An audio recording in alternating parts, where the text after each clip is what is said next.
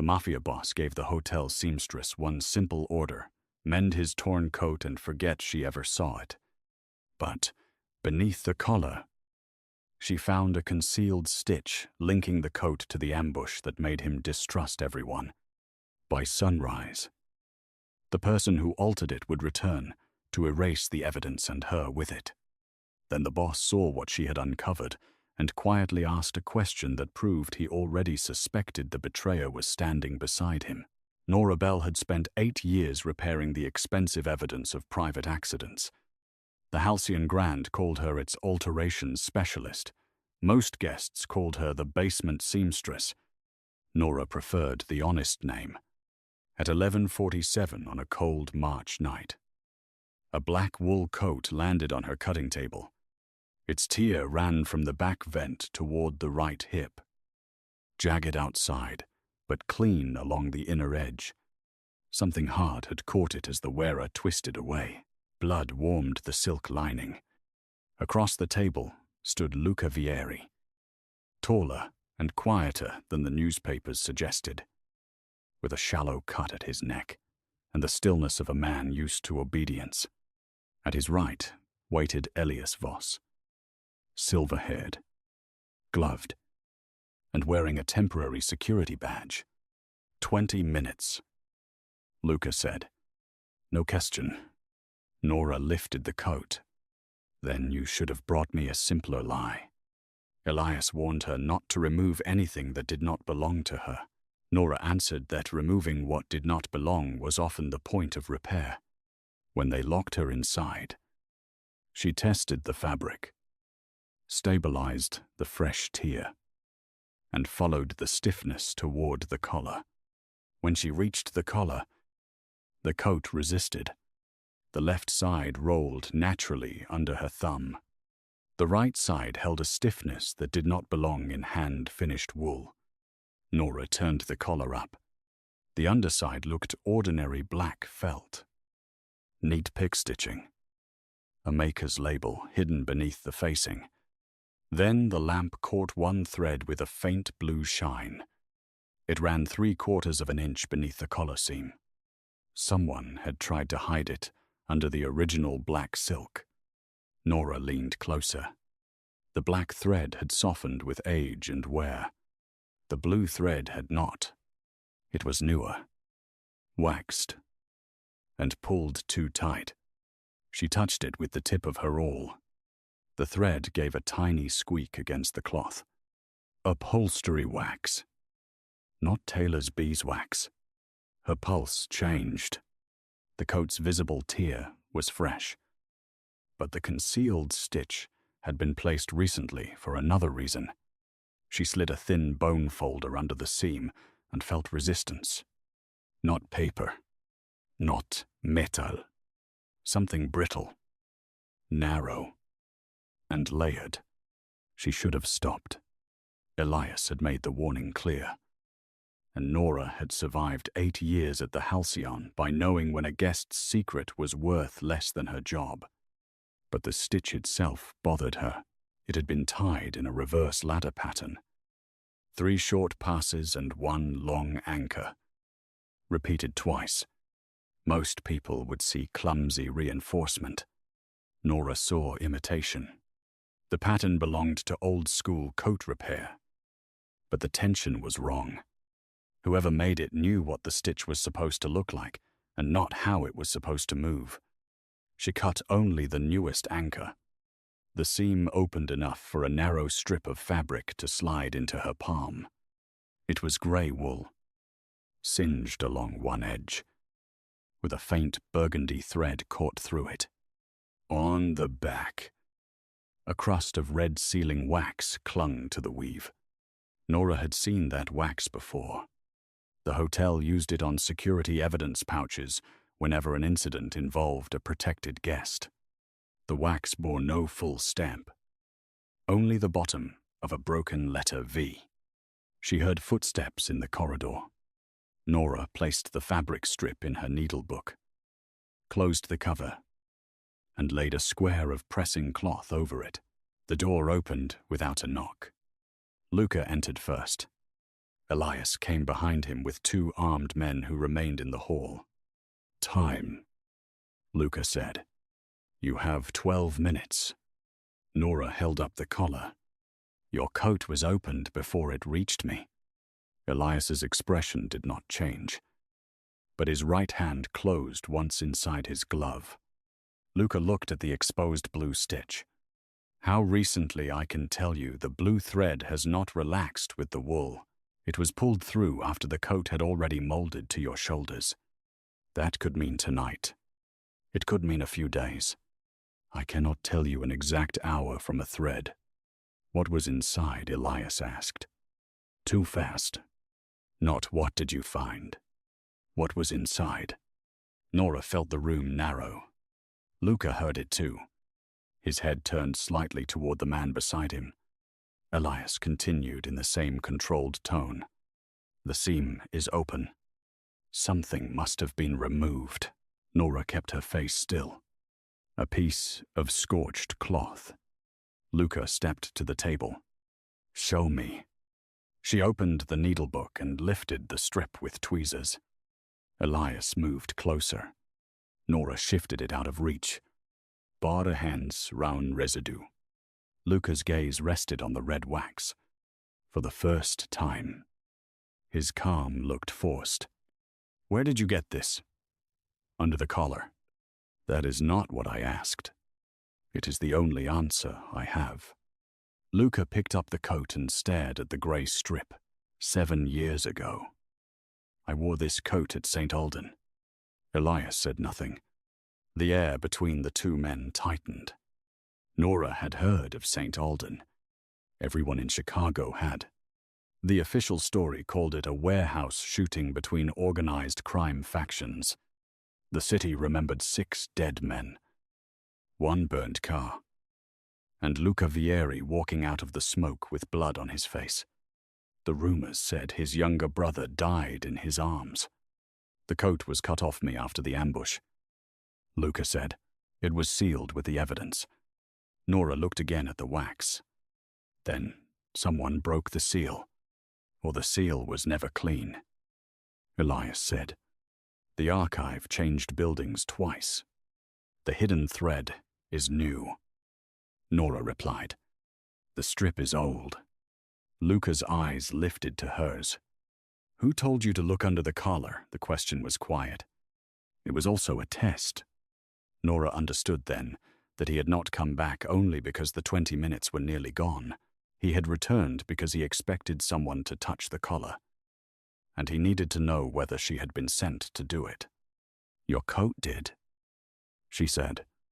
One of the armed men in the hall gave a small, humorless breath. Luca did not smile. "Explain." Nora showed him the difference between the aged black silk and the blue waxed thread. She showed him the unnatural stiffness and the place where the new stitch crossed an old hand repair. The person who hid this wanted the seam to look old, but they pulled the thread as if they were closing a wound, not shaping cloth. A collar has to roll. This one was strangled. Luca looked at Elias. "Who handled the coat tonight? I removed it from the archive case myself." Elias said. "The case traveled under guard. It came to your suite. You wore it to the West Salon. No one else touched it until the incident in the service corridor." "What incident?" Nora asked. Elias ignored her. Luca's jaw tightened, but his voice remained level. A waiter carried a tray through a restricted door. When I stopped him, he ran. The coat caught on the latch, and the waiter, dead, Elias said. He reached for a weapon. Nora looked at the blood again. "This is yours." Luca nodded. "Then whoever opened the coat did it before the service corridor." Elias reached for the fabric strip. Nora closed the needlebook. "Not until it is bagged. You are in no position to set conditions. I am the only person in this room who can tell you how that seam was made. That gives me one condition." Luca's eyes sharpened. "Which is, no one touches the sample without my seeing who takes it and where it goes. Elias looked at Luca. This is unnecessary.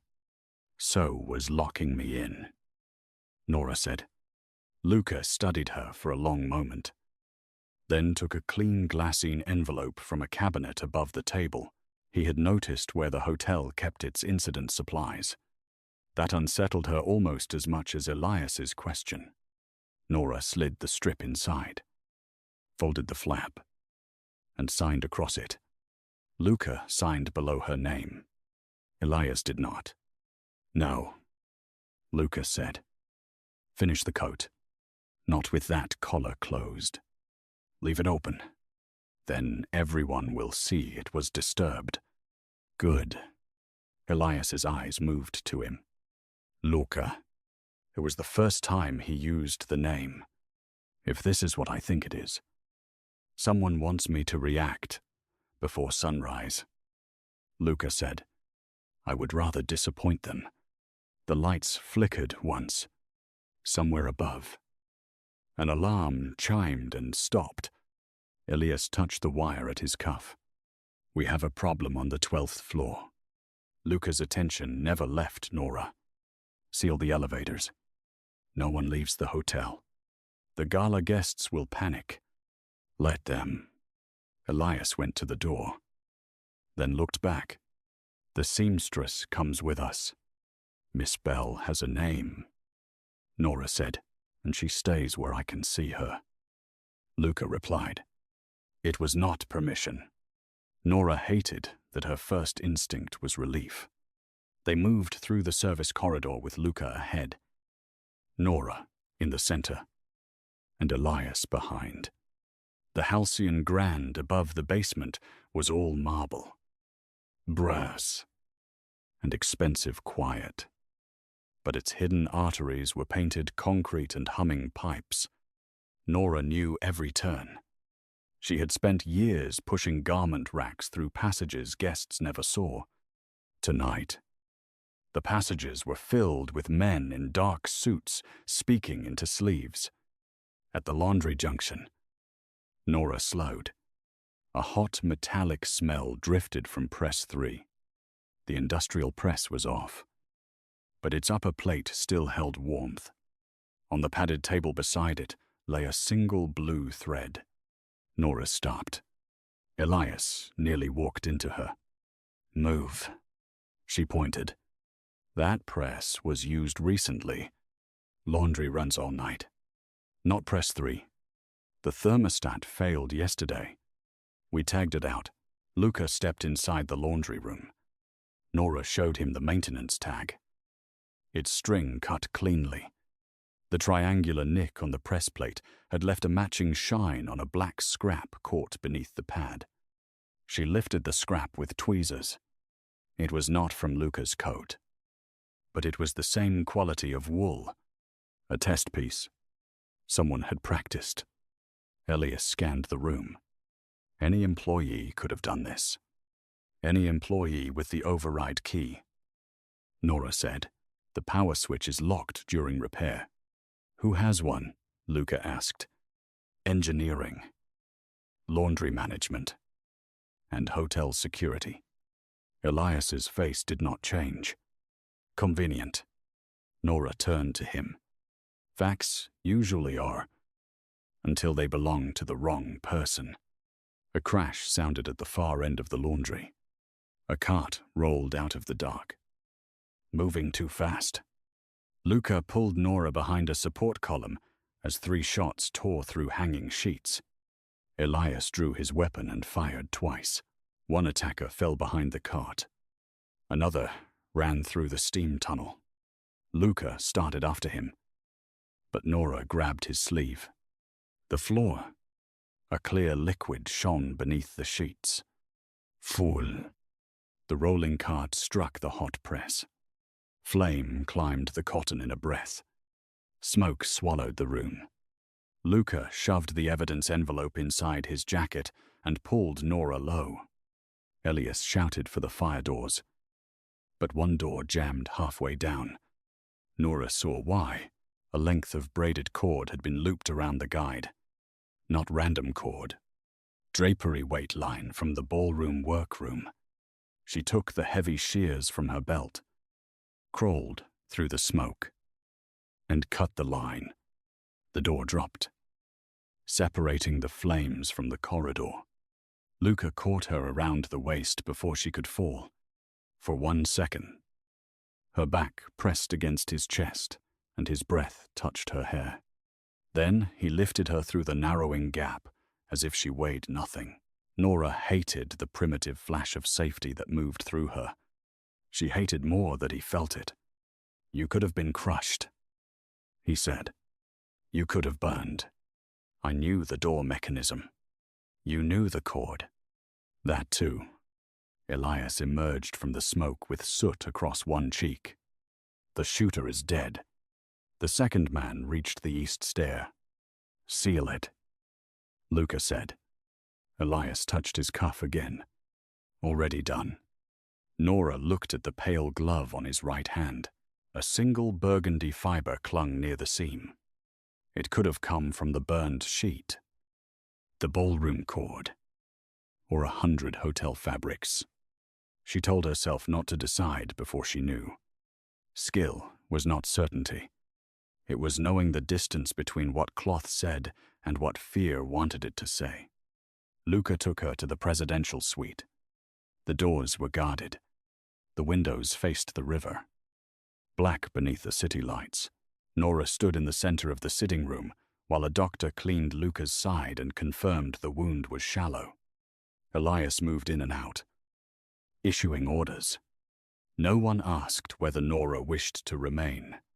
When the doctor left, she walked to the main door and found it locked. "Open it," she said. Luca, now in a white shirt with the collar unbuttoned, stood at the bar, pouring water. "The laundry was set on fire after you found the cloth." "Then give me a guard." "A guard can be bought, and a lock cannot."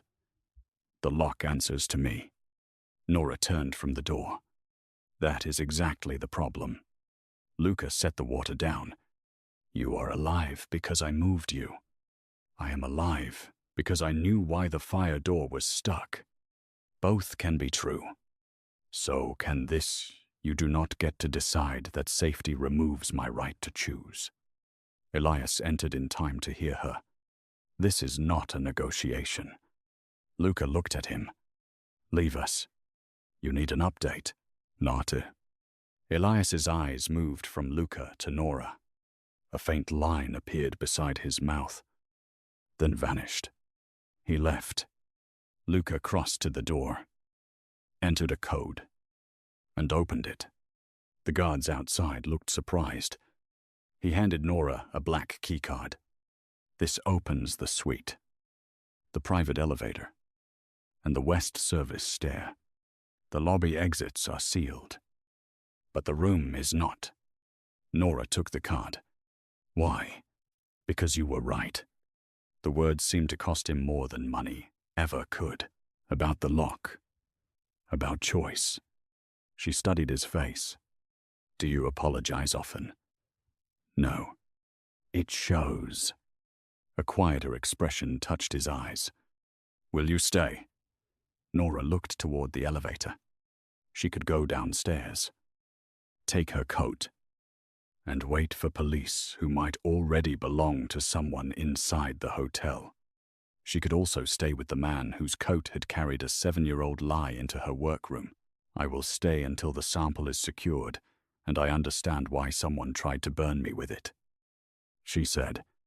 "After that, I decide again." "Agreed." Luca removed the evidence envelope from his jacket and placed it on the table between them. The wax fragment inside caught the light. "At St. Alden. My convoy route changed 11 minutes before departure," he said. "Only 4 people knew.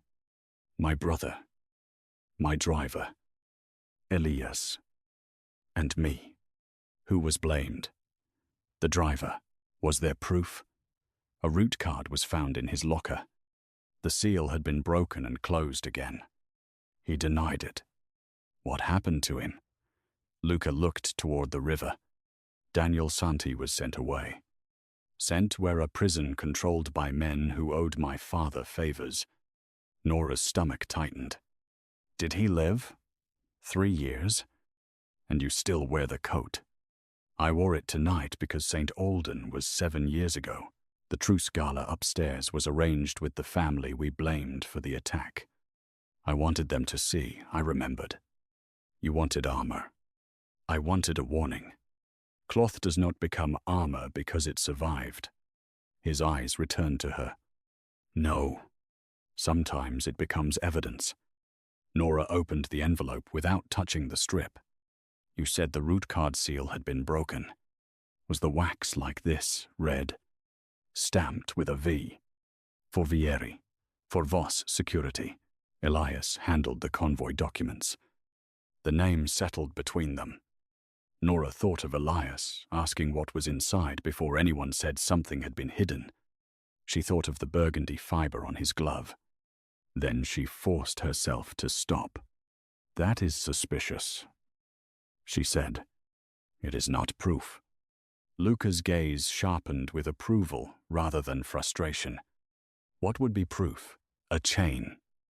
Who had access to the coat? Who used press 3? Whether this cloth came from St. Alden, whether the wax is the same formula, whether the stitch was made tonight, and why anyone would put it under your collar instead of destroying it. You think it was meant to be found. I think the person who made it understood enough about tailoring to hide it, and not enough to know I would see the difference. That could be arrogance. Or urgency. Elias knew my mother's tailor used the reverse ladder stitch. Did Daniel? Daniel repaired his own clothes. He learned from the same tailor when we were boys. Nora heard the trap. So the stitch points toward the dead man you already blamed.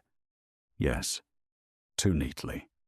Luca walked to a cabinet and removed a small steel archive case. This came with the coat. The tamper seal on the case was broken. Elias's security mark showed on the clasp. Luca opened it with his thumbprint. Inside lay photographs. A scorched root card. A damaged watch. And a folded inventory sheet. Nora did not touch anything. She asked for gloves. Luca found a pair. She examined the photographs first. In one image, Luca sat against an ambulance with the black coat hanging from his shoulders. The collar lay flat. In another, taken inside an evidence room the next morning. The coat had already been bagged. The collar still lay flat. Nora took the current coat and set it beside the photograph. The concealed stitch was not there after the ambush. She said, "You are certain the right collar point bends differently now. A tight stitch changes the roll. In the photographs, both sides match. Whoever opened it did so after these pictures were taken. That could have been any time in 7 years. Yes." She lifted the inventory sheet. The coat had been inspected twice during archive moves. Both times by Voss Security. The last inspection was 6 months earlier. Who besides Elias signs his company's seals? Senior staff. How many? 9. Then we have 9 people. Not one. Luca's mouth tightened. You keep rescuing him from my suspicion. No, I am rescuing you from another mistake. The words landed hard. Nora almost regretted them. Then Luca sat down, elbows on his knees, and looked, not angry, but tired. Daniel said the same thing. Did you listen? No. Then listen now. Silence filled the suite. Below them, emergency lights flashed against the river. After a moment, Luca took out his phone and called Elias. Bring me the security access records for the archive case, the laundry override log, and the camera feed from the West Service corridor. He ended the call before Elias could answer. Nora closed the archive case. He will know you suspect him. He already knows. Then why keep him close? Because the person beside me is easier to watch than the person who disappears. That works only if you can tell which direction he is looking. Luca's eyes dropped to her hands. Can you read him from the coat, not his name? Nora said. Cloth can show haste, pressure, concealment, and whether damage came before or after a repair. People add names because they want certainty. And you do not. I want enough truth to act without becoming the next lie. Luca leaned back. You are not what I expected. You expected someone smaller. His gaze moved over her. Direct, but not insulting. Quieter. That was your first mistake tonight. My first was wearing the coat. No. Your first was thinking memory obeys you. Elias returned with a tablet and 2 men carrying sealed file boxes. He placed the access records on the table. The archive case left our Cicero vault at 6:15. I signed it out. It remained in the armored vehicle until 7:12. When it entered the Halcyon loading dock, my deputy and I escorted it upstairs. The suite camera shows it unopened until you arrived. Show me, Luca said. The video played. The steel case entered the suite on a luggage cart. Elias stood beside it. The camera angle showed the clasp, but not the seal. At 8:03, the feed glitched for 27 seconds. When the picture returned, the case had shifted 4 inches. Maintenance fault, Elias said. Nora asked. Who reported it? No one. The system corrected itself. Convenient, she said. Elias ignored her. The laundry override log showed press 3, activated at 8:11 with a hotel security master code. Elias's master code. He did not react. My credentials were cloned. Can they be cloned? Nora asked. Anything can be cloned. That is not an answer. It is the only honest one. Luca's voice went cold.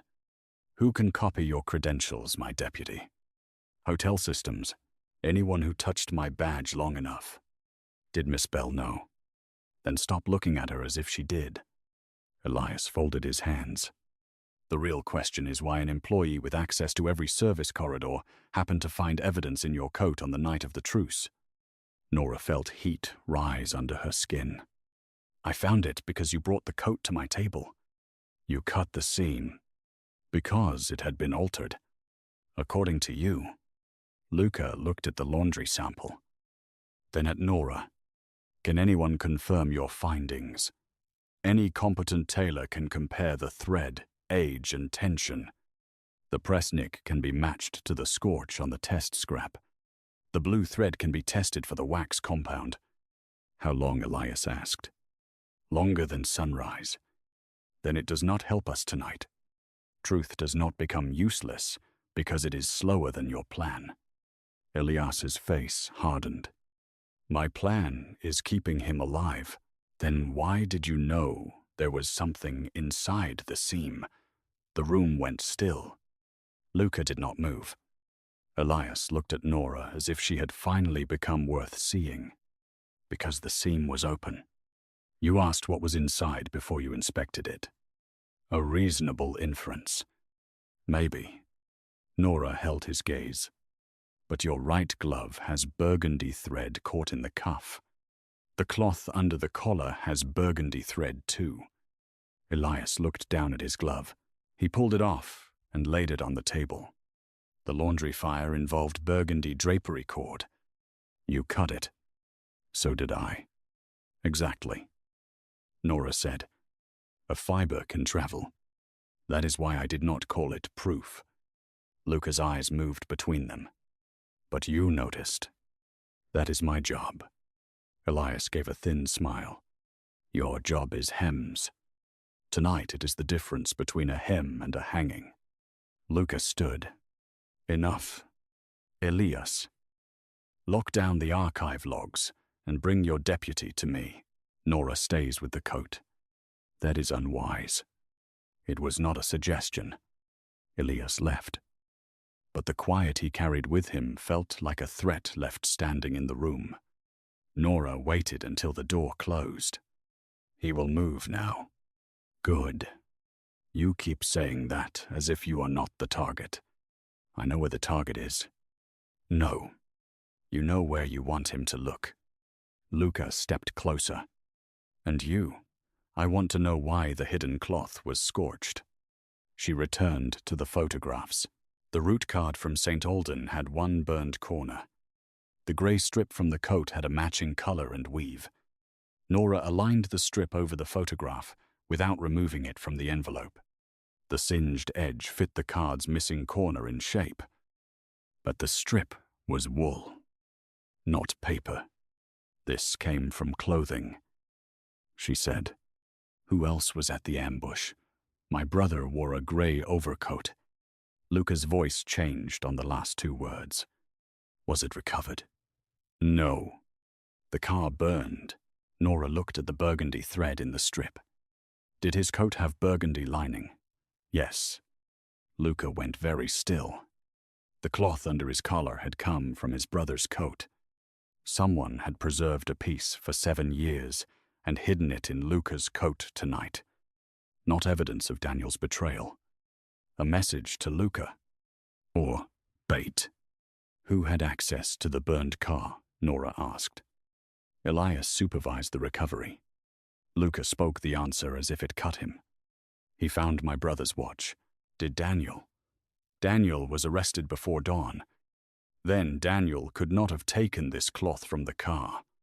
Unless he had help. Or unless the person who framed him kept a souvenir. Luca turned away. His reflection in the window looked like another man standing outside in the dark. My brother trusted Elias more than he trusted me. He said, "That does not mean Elias killed him." No. You are still rescuing me. I am still keeping you from confusing pain with evidence. He faced her. And if the evidence leads where the pain already points, then you follow it with open eyes. A soft knock came at the service door. Nora recognized the rhythm. 2 quick taps. 1 slow. Hotel staff. She opened it with the key card before Luca could stop her. A housekeeping runner stood outside with a covered tray and a folded note. Norname. The note read, "Your workroom locker was opened. They took the grey spool and left this." Inside the tray lay a small pair of tailor's shears stained with blood. Nora's initials were engraved on the handle. Her shears. They had vanished from her station 2 days earlier. Luca took the note. "Who delivered this?" he asked the runner. "A woman from housekeeping gave it to me in the West Hall." "Describe her." "Grey uniform. Dark hair." I did not see her face.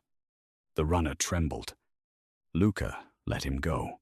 Nora stared at the blood on the shears. "That is not mine." "I know. You do not know anything yet. I know you would not leave your own initials on a weapon. A jury might call that arrogance. I am not a jury. That may be worse." Luca wrapped the shears in a napkin. "Your locker was searched because they wanted the grey spool. It is the same wool as the strip. I kept it for invisible repairs on vintage coats. Anyone could plant fibers from it. Who knew?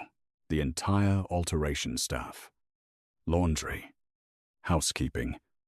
Anyone who watched me work. Elias." He looked at my needlebook before the fire. He could have seen the label on the spool shelf. Luca called for a guard, then stopped before speaking. "No. We move." "Where?" "Somewhere. Elias does not control." They took the West Service stair to the 10th floor and crossed through a closed spa. Luca knew the hotel too well for a man who claimed to be only a guest. Nora asked how. "My family financed the renovation."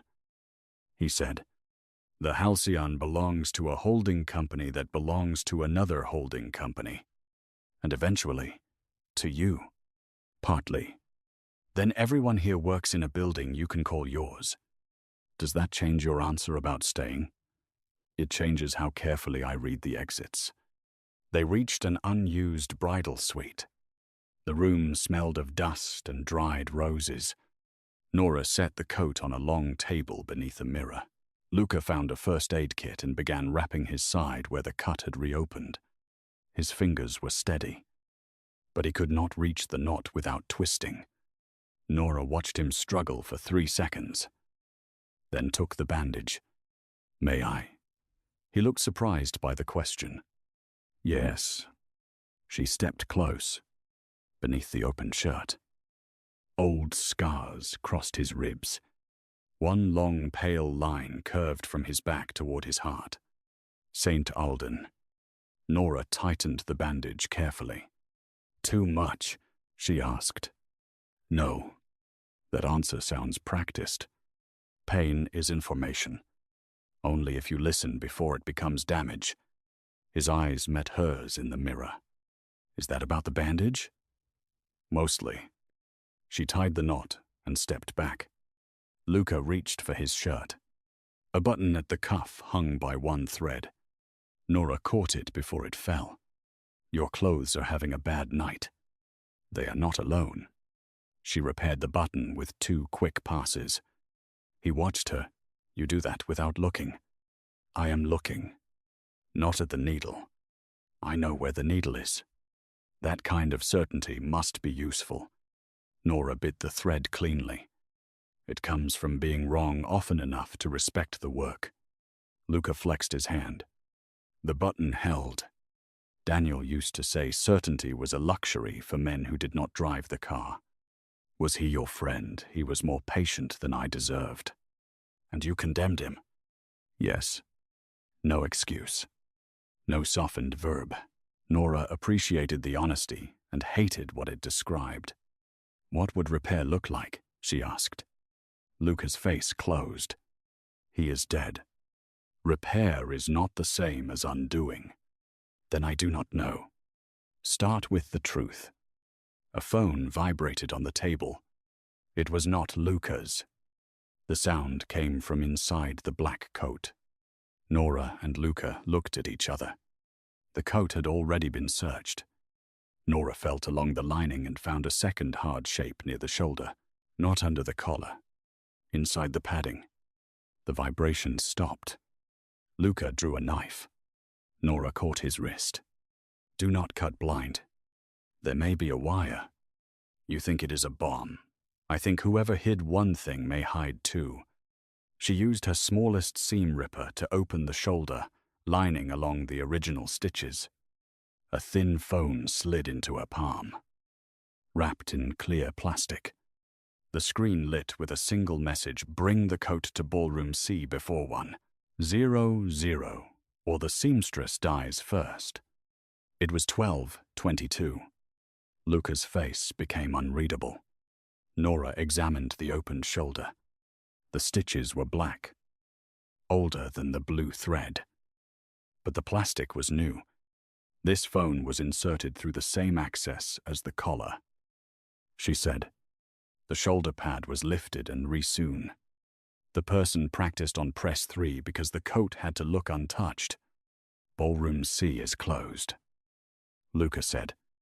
It connects to the old stage tunnels. Who knows that hotel management? My security team.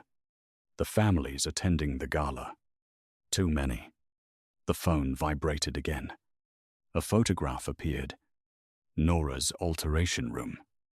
Taken from inside her locker. Beneath it. 3 words.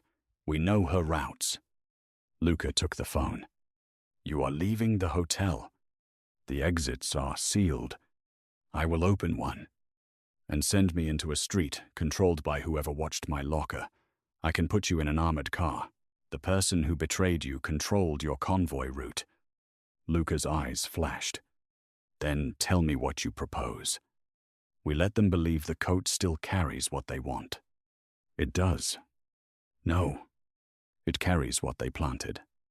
Nora turned the collar inside out. The blue stitch is a copy. Daniel's old repair style was 3 short passes and 1 long anchor. Yes, yes. This version repeats exactly. No variation. A real repair adapts to the cloth.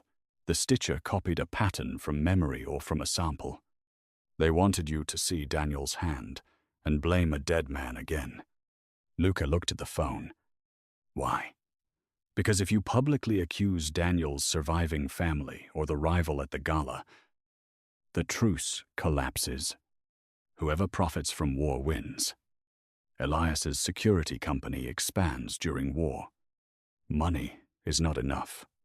He would control every route, every meeting, every retaliation. That is closer. Nora examined the shoulder seam under the lamp. On the plastic wrapping, a thin smear of white chalk formed half a circle. Taylor's chalk, but not hers. Hotel chalk was blue. This came from the ballroom wardrobe. She said, "The costume staff use white chalk because most stage fabric is dark. Ballroom C has not hosted a performance in years. The wardrobe still stores drapes and ceremonial coats. I repair them twice a year. The drapery cord from the laundry fire had come from the same room. The hidden phone had passed through it. The trap at 1 o'clock waited there. Midpoint arrived not as a revelation, but as a reversal of everything the coat seemed to say. The stitch was not a remnant of the old betrayal. It was a fresh performance of it. Someone was using Luca's guilt to make him repeat the same mistake in public. We are not looking for who betrayed you 7 years ago." Nora said, "Not first. What are we looking for? Who needs you to accuse the wrong person tonight?" Luca understood. His posture changed. Until then, every move had been defensive. Seal the hotel. Guard the coat. Watch Elias. Now he looked toward the ballroom as if the building had become a board, and he had finally seen the hidden game. "The gala begins again at 1, he said. Elias recommended we proceed after the lockdown. He said canceling would signal weakness. Then Ballroom C is not the destination. It is the corridor to the main ballroom stage, or the lighting bridge above it." Luca called one of his captains, but the call failed. The suite signal had died. The hotel's internal network went dark seconds later. "He is moving," Luca said. "Then we need evidence he cannot erase by killing us." Nora placed the coat flat. "I can make him show us what he knows." "How? A false repair." Luca waited. Nora found a sheet of hotel stationery and cut a narrow strip. She wrote 1 sentence, Daniel. Kept the original route card in the hem of the gray processional coat. There is no gray processional coat. Luca said, "There is. Ballroom wardrobe. Rack 4. It belonged to the hotel founder. It has been displayed at every truce dinner for 30 years. And Daniel had nothing to do with it." "Exactly. Only the person reading this note will believe it matters. We sew it beneath your collar using the same blue thread. Then we let the coat be taken. You want to hand them the bait. I want them to choose what to destroy. And if they take you instead, then we do not let them." Luca's expression hardened. "No. You asked what I propose. I am rejecting the part where you are visible. The message already makes me visible. That does not mean I offer you. You are not offering me. I am choosing. You do not understand how men like this calculate." Nora stepped closer. "And you do not understand how often powerful men mistake a woman at a work table for furniture. He has already done it. That is our advantage." Luca looked at her for a long time. "Your advantage," he said, "is also what put you in danger. Then respect it enough not to waste it." The answer reached something in him. He nodded once. Your plan. Your terms. First term, no locked rooms. Agreed. Second, you tell me before you use me as bait. Agreed. Third, if the plan changes, I get to leave. Agreed. Fourth, when this is over, you tell the truth about Daniel. Luca's face went still. That could fracture my organization. Then now we know the price. He looked down at the coat. Agreed. Nora resewed the collar with the blue thread and copied its unnatural stiffness. Beneath it she hid her false note. Then added one flaw only. She would recognize an anchor designed to snap if anyone opened the seam in haste. A trace of hotel laundry, bluing, dusted the inner edge. Whoever removed the note would carry the mark. Though she reminded Luca, it would indicate handling, not guilt. He watched without interrupting. Then brought her terrible coffee from the bridal suite pantry. He had noticed she took it without sugar. Attentive or alarming, she asked. I am trying to learn the difference. Ask permission more often. He accepted the correction. Small acts were harder for men like him than dramatic ones because they required attention instead of power. When he asked why she chose this work, Nora said, cloth was a problem with a structure. Solve the structure, and the person inside could breathe. And rich guests, they pay for the breathing. He almost smiled. The moment was brief, but it changed the room. Then the bridal suite door opened. Elias entered with his gun drawn and 3 security officers behind him. Step away from the coat, he said. Luca did not move. You found your deputy dead in the east stair. Miss Bell's shears were in his throat. Nora's blood went cold. Elias placed a tablet on the table. The security footage showed Nora entering the archive loading cage at 7:14. Her face was clear. Her body shape, uniform, and walk were hers. She swiped a badge, opened the case, and removed the coat. That is not me, Nora said. It appears to be. The shoulders are wrong.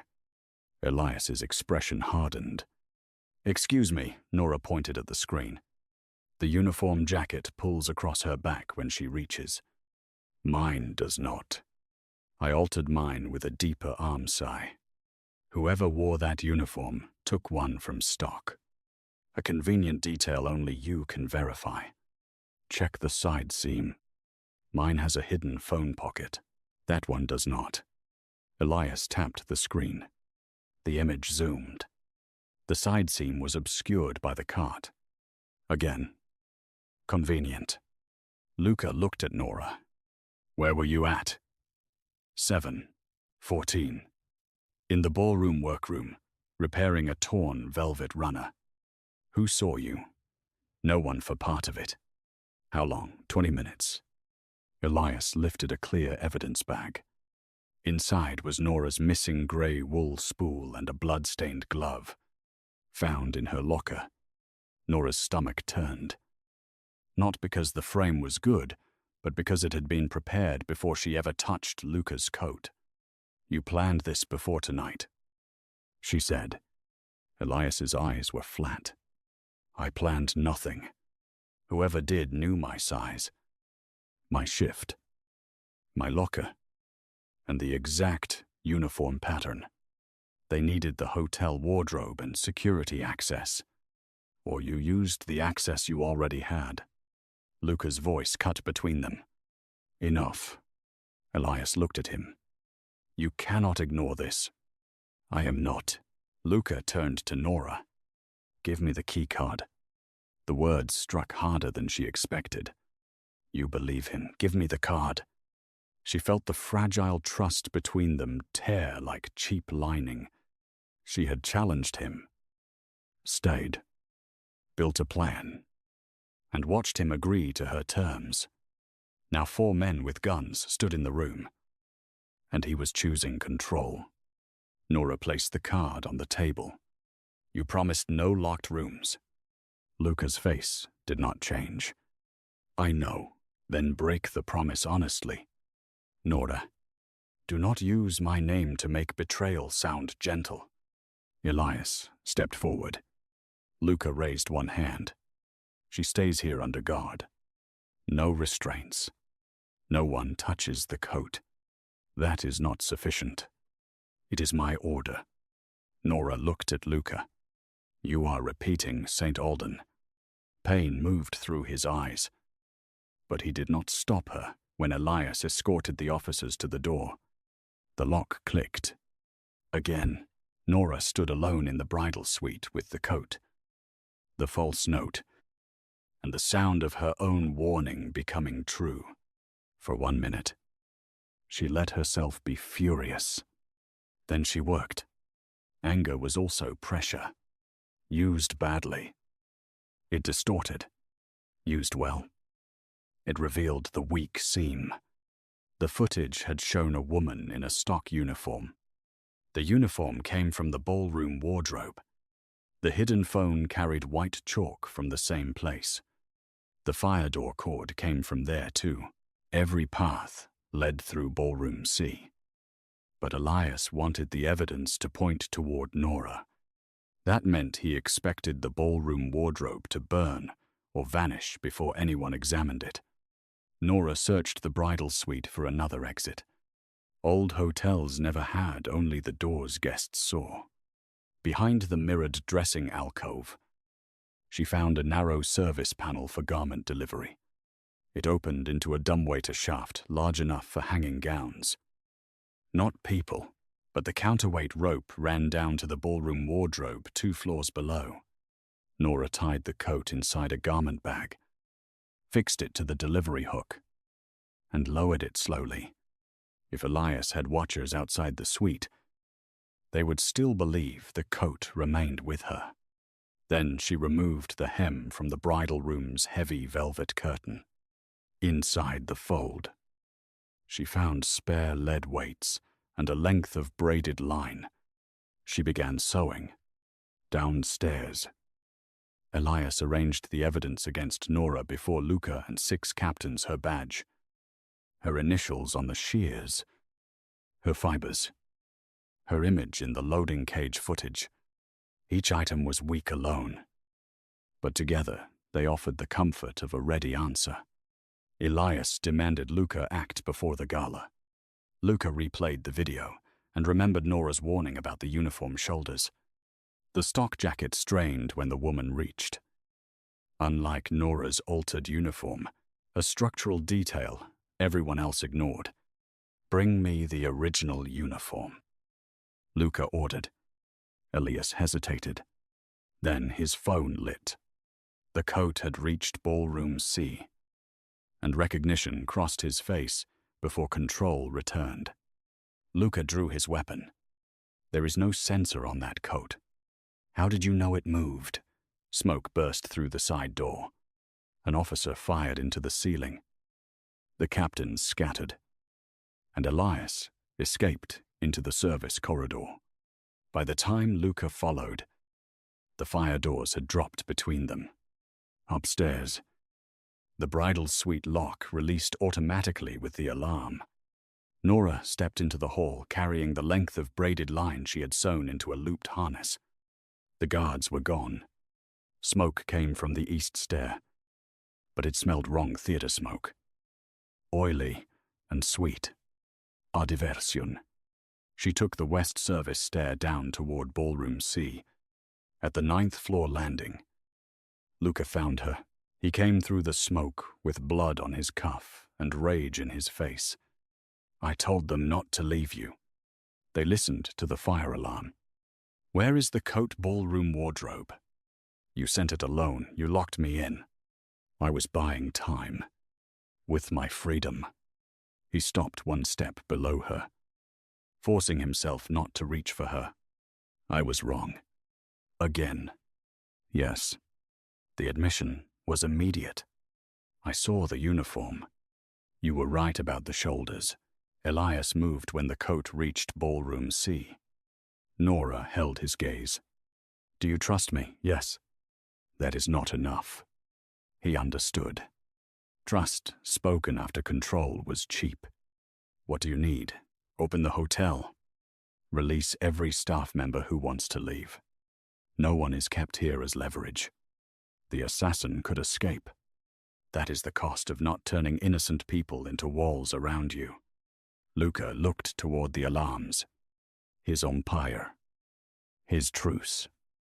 And the man who betrayed him were all inside the building. Opening the exits could lose Elias. Keeping them sealed could cost lives. Nora watched him make the moral choice before he spoke it. He called the emergency desk on a hard line. Unlock every public exit. Staff first. Guests after them. No searches unless they consent. Tell the police we have an armed threat. The operator protested. Luca repeated the order. And send the St. Alden archive to the state attorney. Full copy. Include my orders regarding Daniel Santi. Nora stared at him. That can put you in prison. You asked what repair costs. I did not ask for a performance. Neither did Daniel. He ended the call. The alarm continued. Something between them did not heal. But it stopped bleeding. The coat is bait, Nora said. The note points to the gray processional coat. Elias will open it, and then he will take the service bridge to the main ballroom. The wardrobe wall hides the counterweight stair. How do you know I repair the curtains? Of course you do. They reached ballroom C at 12:58. The room was dark except for emergency lights. Rows of covered chairs faced a dead stage. Garment racks stood along the wall like silent people. The black coat hung in its bag at the center. The collar seam had been opened. Nora touched the inner edge. Her anchor thread had snapped. A pale blue smear marked the bag's brass zipper. He took the note. Luca searched the floor. No footprints. He does not need the floor. Nora pointed up. A narrow curtain swayed near the ceiling, though the air was still. The counterweight stair. They entered the wardrobe. Rack 4 stood open. The gray processional coat was gone. On the table lay a cut strip of black facing and Nora's false note. Elias had realized the message was bait. But not before retrieving the coat. Why take it? Luca asked. Nora looked at the old garment's empty hanger. Because he thinks we know something about its hem. There is nothing there. Maybe there is something he put there. They climbed the counterweight stair. Halfway up, Nora found a burgundy thread caught on a splinter, the same shade as the lining fragment from Luca's brother's coat. At the top, the service bridge ran above the main ballroom. Below, hundreds of guests had gathered again, despite the alarms. Trapped between fear and the social terror of being the first to flee. The truce families stood near the stage. Elias had wanted the room full. At 1 o'clock, the lights dimmed. A spotlight struck the center podium. Luca's name appeared on the screen behind it. Scheduled for the truce address. He wants you on stage. Nora whispered. And the rival delegation facing you. Crossfire. No. One shot. From above. The room will blame whoever is in front. Luca touched his earpiece. Dead. The signal had been cut. Across the bridge, a shape moved behind the lighting rig. Elias wore the gray processional coat over his suit. It disguised the lines of his body from anyone looking up. He held a suppressed rifle. Nora saw one pale glove on his left hand. The right glove was gone. His bare fingers carried a faint blue stain. Still not proof alone, but the gray coat's hem hung unevenly. Something heavy had been sewn into the left side. Elias had found more than a false clue. He had retrieved whatever he had hidden years ago. Luca raised his weapon. Elias fired first.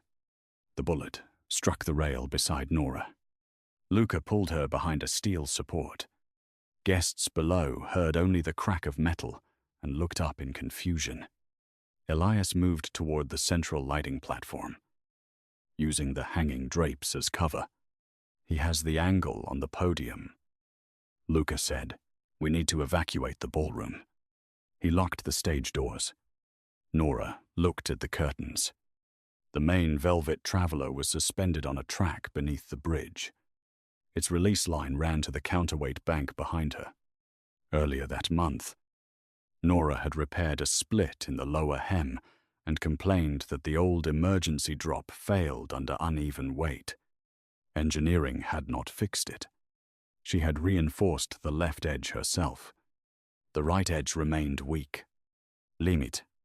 Error. Cost. Now the weakness could become a direction. When I drop the curtain, the right side will fall faster, she said. It will swing across his line of fire and across the guests. The hem is weighted. If I release it fully, it stops at stage level. But the old right seam may tear. May I am a seamstress, not a prophet. Elias fired again. Luca's shoulder jerked. Blood spread across his shirt. Nora pressed him down. Can you move? Yes, that answer sounds practiced. Despite the pain, his eyes held hers. What do you need? 30 seconds. Keep him looking at you. No. My plan. My terms. He remembered. You get 20. Luca stepped out from behind the support and fired at the lighting rig, forcing Elias back. Nora ran to the counterweight bank. The release lever had been wired shut with burgundy cord. Elias had learned from the laundry fire. He expected someone to use the curtains and disabled the mechanism. Final countermove. Nora pulled her shears. The cord was too thick to cut under tension. She looped the braided harness she had sewn in the bridal suite around the lever and passed it through the rail. Then she used a lead curtain weight as a toggle, twisting until the pressure shifted from the cord to the harness. The stitches strained. She had made them fast, angry, and without a test. One began to split. Her limit returned. Speed always demanded a price. 10 seconds. Luca called. Elias moved along the bridge, understanding what she was doing. He fired. The bullet cut the harness. Half the stitches burst. The lever remained locked. Nora caught the loose end, wrapped it around her forearm, and pulled with her full weight. The line burned through her sleeve. The last reinforced stitch held. The cord snapped. She threw the release. The main curtain dropped. Its right seam tore exactly where she feared. The heavy velvet swung sideways like a dark wave, crossing the ballroom above the stage and blocking Elias's shot. Guests screamed and scattered toward the now unlocked exits. Elias fired through the fabric. The bullet went wide. Luca could have chased him. Instead, when the torn curtain pulled Nora toward the open edge of the bridge, he turned away from his betrayer and caught her with his wounded arm. The rifle fired again. Luca took the impact against his back plate and nearly fell with her. Let go of me. Nora gasped. Not this time. The rail. She found it with one hand. Together, they pulled back onto the bridge. Elias used the distraction to reach the opposite stair. He had lost the clean assassination, but he still had the gray coat and whatever was hidden in its hem. He slashed a secondary counterweight line as he ran. Above the stage, A lighting bar dropped toward the fleeing guests. Nora saw the line moving through the pulleys. She grabbed the torn curtain tail and fed it around the brake wheel. Velvet jammed the mechanism. The lighting bar stopped 6 feet above the floor. The cloth smoked against the wheel. Luca fired across the bridge. Elias stumbled but kept moving. He is going to the loading dock, Nora said. The grey coat is dragging on the left. There is something metal in the hem. The original route card paper does not drag like that. They followed through the counterweight stair. On the landing, Nora found a small brass key on the floor. It had torn through the old grey hem. The key was stamped S. A. C. St. Alden. Locker 4. Elias had hidden a key in the ceremonial coat. A place preserved by hotel tradition and controlled through wardrobe access. The hidden note had not invented his fear. It had accidentally pointed toward the real cash. That was why he took the coat. He believed Luca and Nora had discovered it. What is at St. Alden now? Nora asked. The warehouse was rebuilt as a private storage facility. Locker 4. Luca's face changed. Voss Security leases it. They reached the loading dock. Elias stood beside an armored car with 2 remaining officers.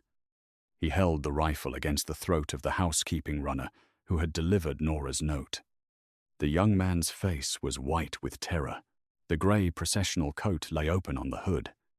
The left hem had been cut. Empty. Elias had lost the key. He saw it in Luca's hand. "Give it to me," he said. Luca raised his weapon.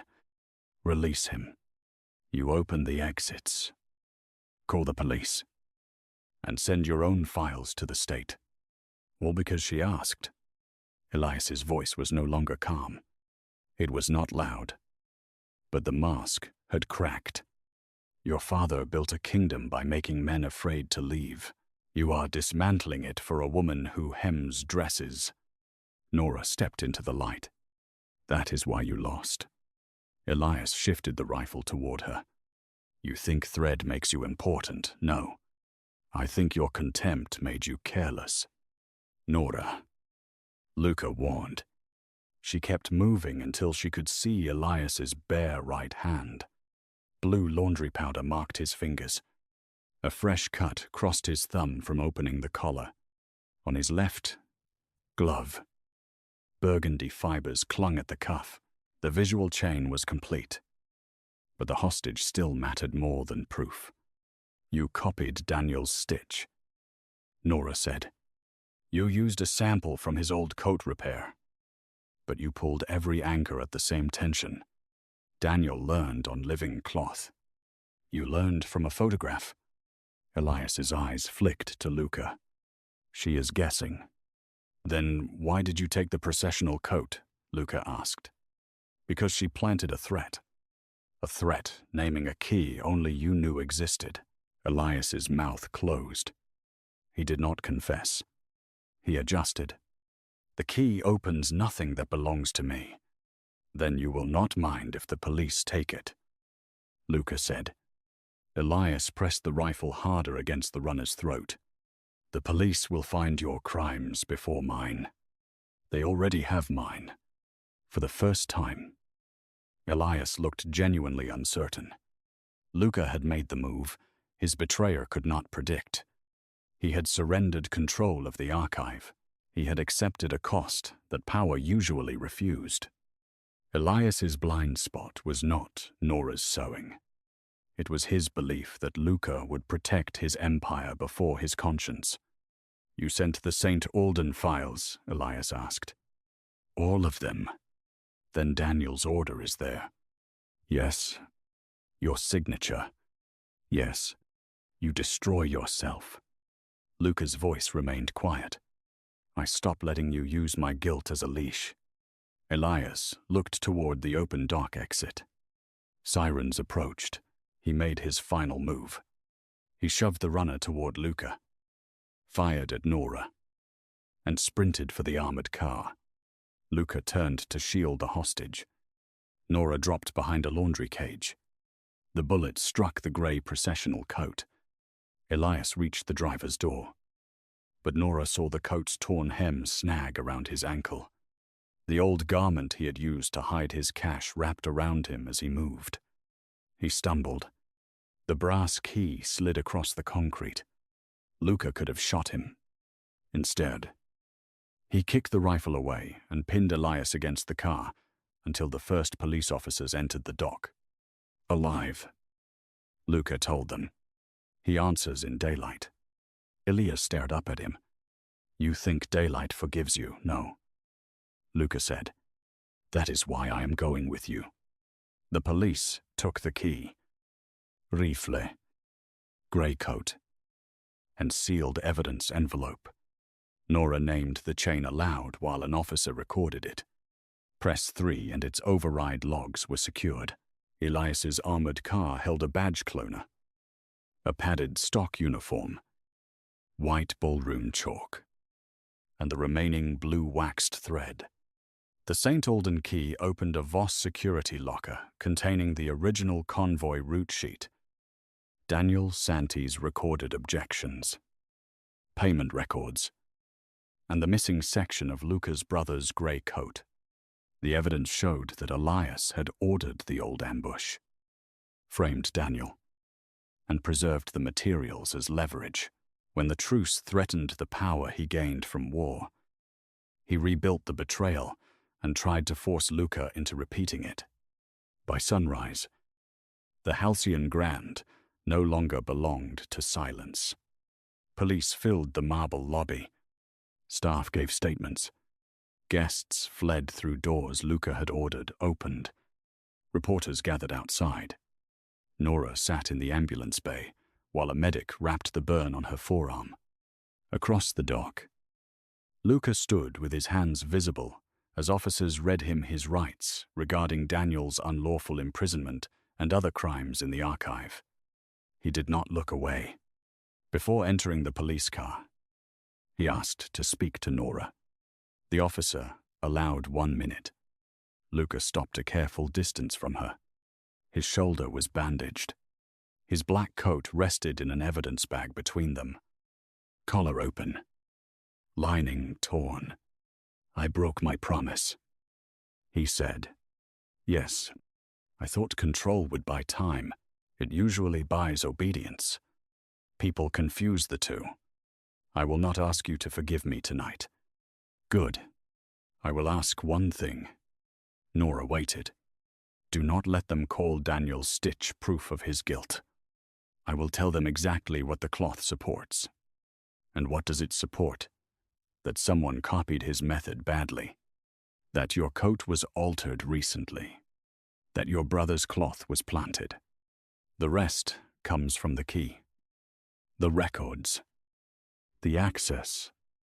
And Elias's action. Luca nodded. "You still refuse certainty." "I refuse lazy certainty." The officer touched Luca's arm. "Time." He looked at Nora once more. "You saved my life. You opened the exits. You made me see them.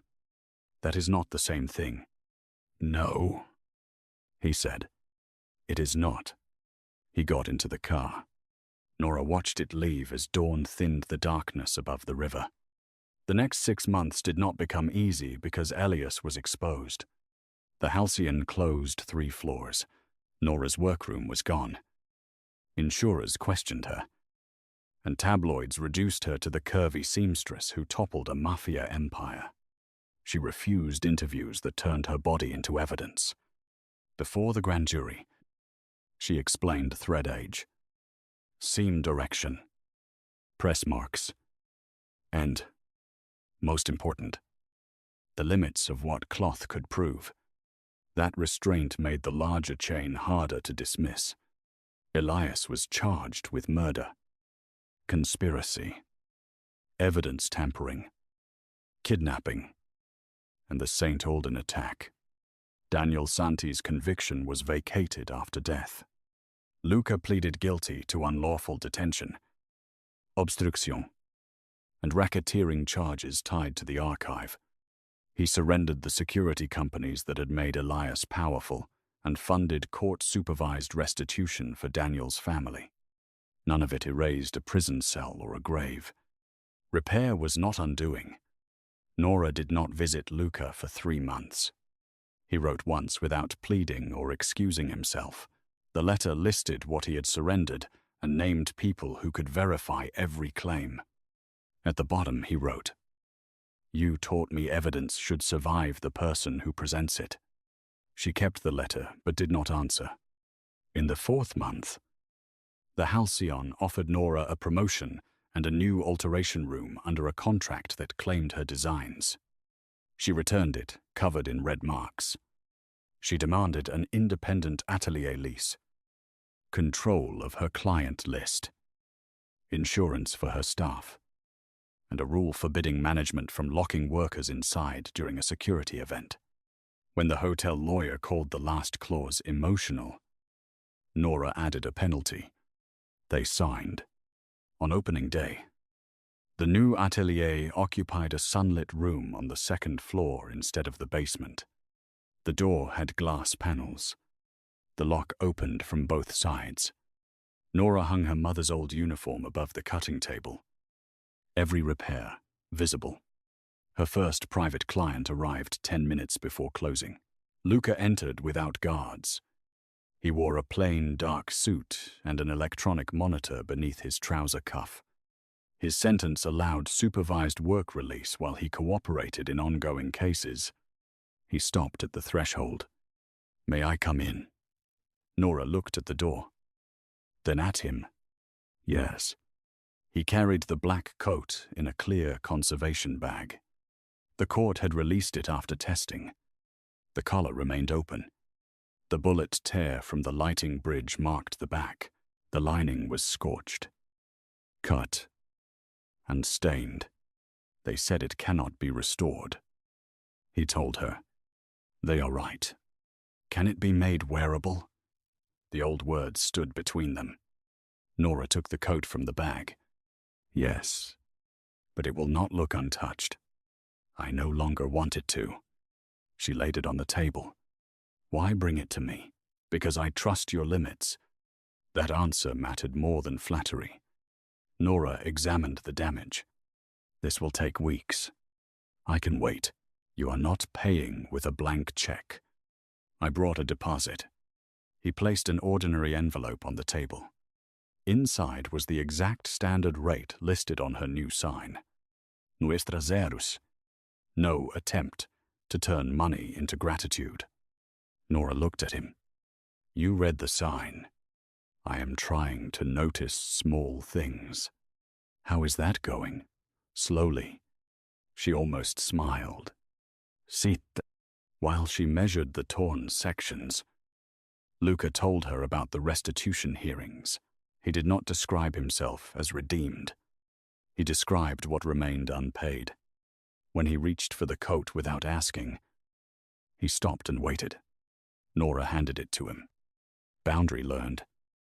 Not performed. Over the following weeks, he returned for fittings. Sometimes he brought coffee after asking how she wanted it. Sometimes he sat in silence while she worked.